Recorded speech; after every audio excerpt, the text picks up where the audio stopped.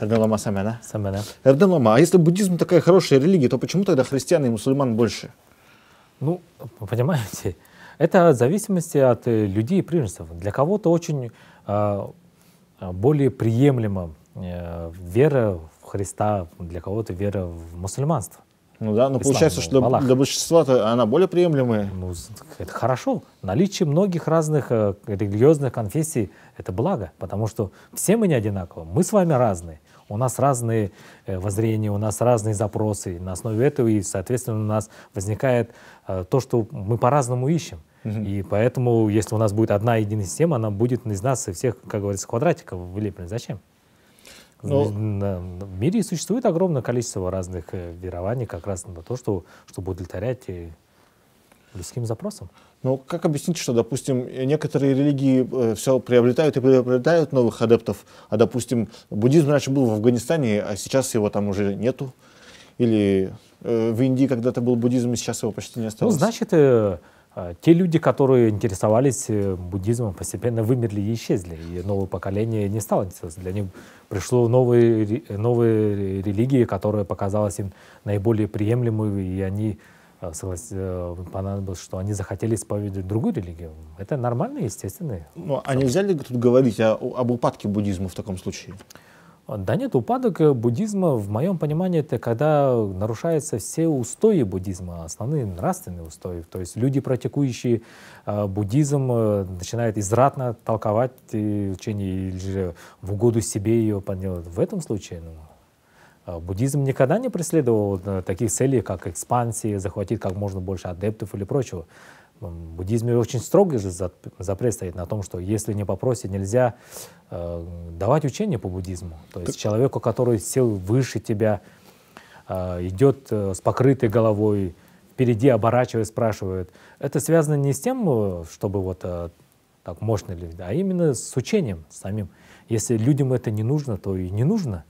Зачем? Вы про покрытую голову упомянули. Не могли бы более подробно, что значит с непокрытой головой нельзя? Не с покрытой головой.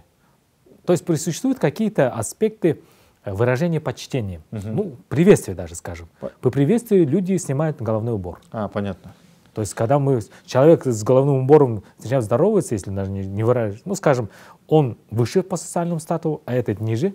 И если ниже по социальному статусу головной убор не снимает, это понятно, то есть как выражение мушкетера почтения. снимали. Типа того. Ну, у мушкетера снимали есть еще одно значение. Какое? То, что раньше в Европе вот эти все нечистоты из окон выплескивали, и широкополые шляпы были как раз для того, чтобы эти нечистоты им на лицо не упали. И за спину замахивали шляпу тоже по этому поводу, что она была не совсем очень чистой. Это в кино очень все красиво и чисто.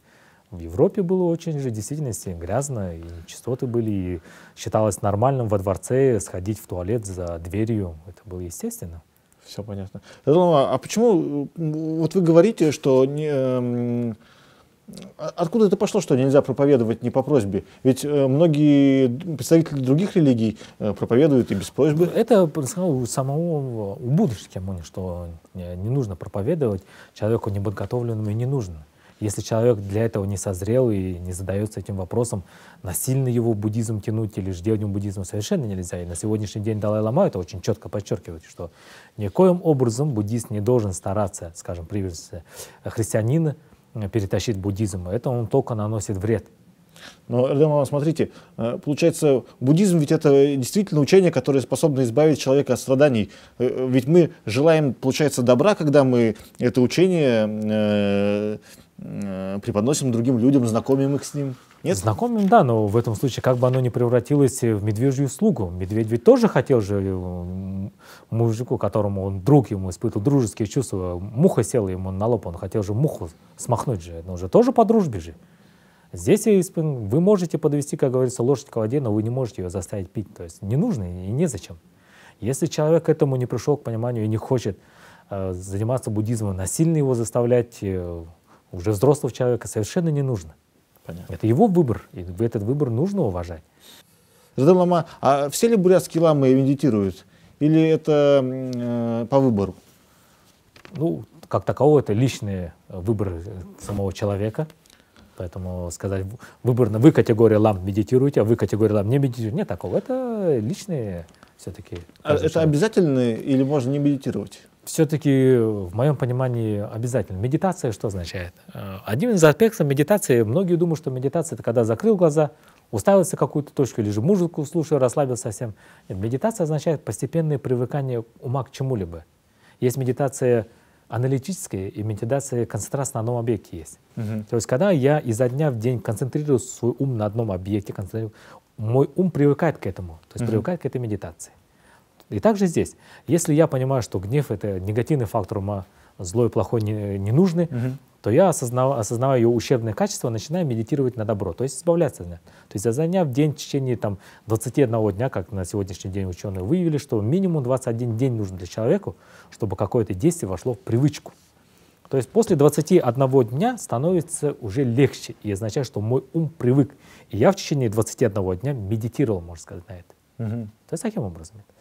И все-таки медитация, недаром в тексте сказано, что все достоинства пути, которые достигаются, просветление и другие там всевидения, понимание пустотности, они являются результатом шаматхи и випашьяны. Но шаматха — это направленная концентрация ума. Если говорить, что випашьяны — это сверхвидение, которое видит, более аналитическая медитация относится. Они являются потому, что все вот эти достоинства пути протекают из медитации. Поэтому медитация очень важна. Если мы хотим продвижение по пути, что-то осознать, развиваться, развить ум, интеллект развить, осознать какие-то вещи, от чего-то избавиться и все прочее, то в этом случае медитация как такой фактор очень необходимый в нашей жизни. Обязательно надо садиться в позу лотоса? Достаточно, чтобы спина была прямая. Некоторым людям очень тяжело сидеть в позе медитации. Можно сесть на стул. Важно, чтобы спина была прямая. Здесь связано с тем, что вдоль позвонка проходят главные энергетические каналы, чтобы энергия текла в них ровно. Ну, там есть, да, специальные позы медитации, есть с объяснением, почему так или нет. Есть все объяснение. И один из практиков, один из его свидетельств на лекции как-то говорил, что его знакомый европеец занимался очень долго медитацией, и он сказал, что когда он сидит в позе лотоса, объект визуализации ему видится четче, чем он сидит на стуле. То есть довольно-таки есть такие вот практически проверенные какие-то примеры, почему именно в позе лотоса желательно. Но если не получается, то можно именно сесть на стуле. Главное, чтобы вот эта спина была прямая, не напряжена, не наклонена вперед. Прямая, расслабленная. Мама, естественно ли то, что молодежь не думает про религию, а бабушки и дедушки думают, и с возрастом становятся весьма религиозны? Или же молодежи тоже надо проявлять религиозность? Ну, в моем понимании, в молодежи нужно проявлять не религиозность, а духовность.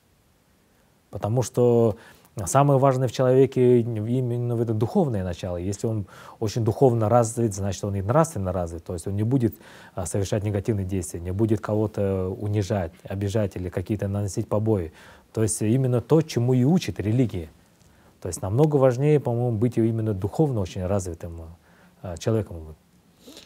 Получается, а в более старшем возрасте и с религиозностью еще? Или тоже не обязательно? Ну, с возрастом все-таки, возможно, увеличивается немного преобладание религиозности, но и она и важна, и в юности, и в старости важна.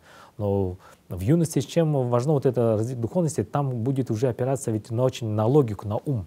Молодежь очень пытлива, и изучая философию буддизма, будет много находить для себя ответы на те волнующие вопросы, на которые они порой не могут найти ответы в материальном мире. Именно через практику, замысления, размышления они смогут найти эти вопросы, и ответы на эти вопросы, и эти ответы в будущем им послужат очень большой помощью. А можно сказать, что вообще молодым быть лучше, чем старым? Ну да, однозначно же, потому что в молодом, когда мы совсем состарились, нам и медитировать уже тяжело. В позе лотоса сели чуть-чуть, ноги затекли, там, ревматизм замучил, хондроз или другие там, болезни, давление повысилось. И, то есть уже само тело физическое состарившееся не позволяет нам медитировать в той мере интенсивности и усилий, которые мы можем проявить это и совершить в здоровом, молодом теле. Что ж, вполне понятно. Спасибо, Ардамама.